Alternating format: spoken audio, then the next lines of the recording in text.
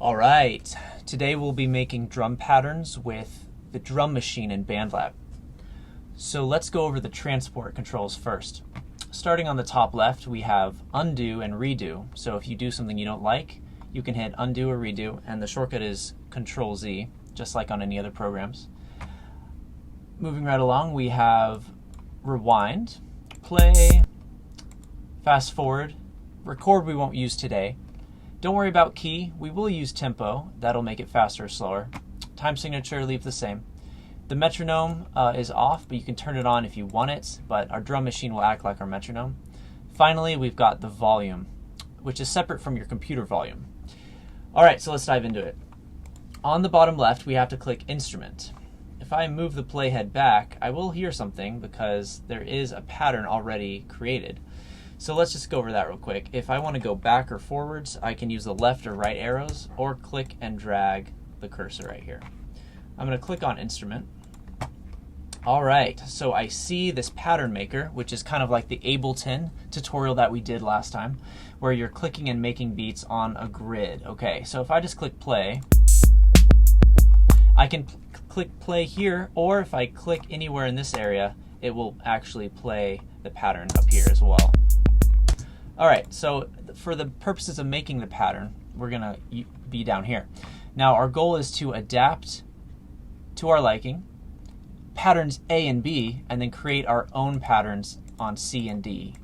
So it'll look something like this. We've got A, I'm going to drag it out for 2 measures. Notice how when I'm dragging it out, it snaps kind of magnetically to these lines. Okay, that's very important. So when you're dragging it out, you typically want it to land on each number or measure. Okay, so I'm going to make this 2 measures, and I'm going to change it a bit.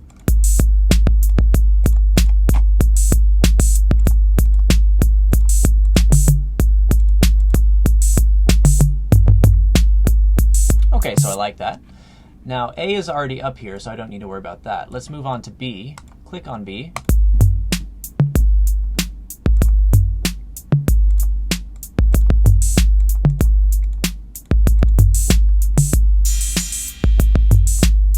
I like that, all right. So this is important. Wherever I have my cursor, that's where it will insert B. So if I click Add B, it'll insert it right there. Now I can always just drag it back to where I want it to go. So I'm going to extend that for 2 measures. Now let's make our own pattern. Okay, so a common technique is to have a kick every 4 squares. This is called 4 on the floor.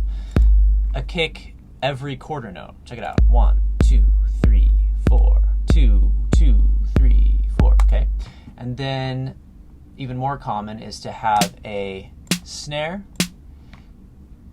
every other. Notice how these are color-coded, so we have light gray, dark gray, light gray, dark gray, and that's pretty helpful. So we can separate those out visually. Each one of these areas is a quarter note, and each one of these little square areas will equal a 16th note in music theory land, okay? But we don't need to worry about that right now. We're just going to click and have some fun.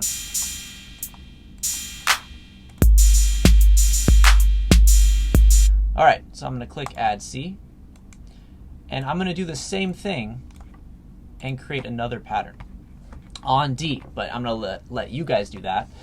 Let's say that I wanted to add another drum machine track for fun. If I click Add Track, Drum Machine, it will add another drum machine track, and then it already presets A and B, and I can delete those by hitting backspace, okay? So anytime you want to delete something, just hit the backspace or delete button, okay? And I can solo and mute tracks up here, so I'm just hearing what I want.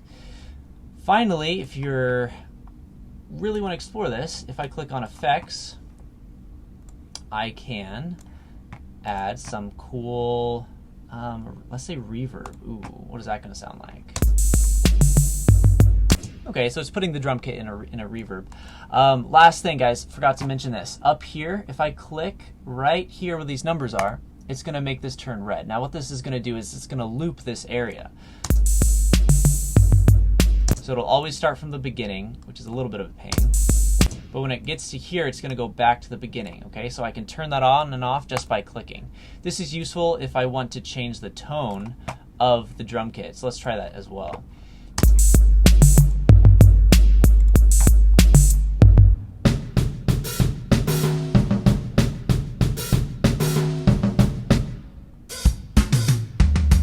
All right, so there's all these different styles of drum kits that you can use, which I love this feature. You can actually audition them to see what they sound like right here.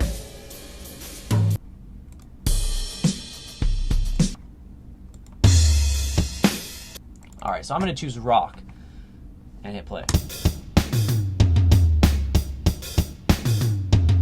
Okay, now I hit play down here, but what I really wanted to do was click in this area, back it up, and hit play.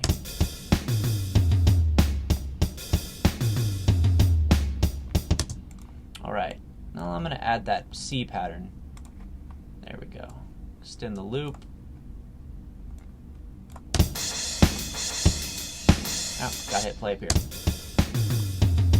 So the looping thing is a bit annoying because it always backs it up to the beginning. So I would typically leave that turned off and just hit play wherever you want, which is spacebar.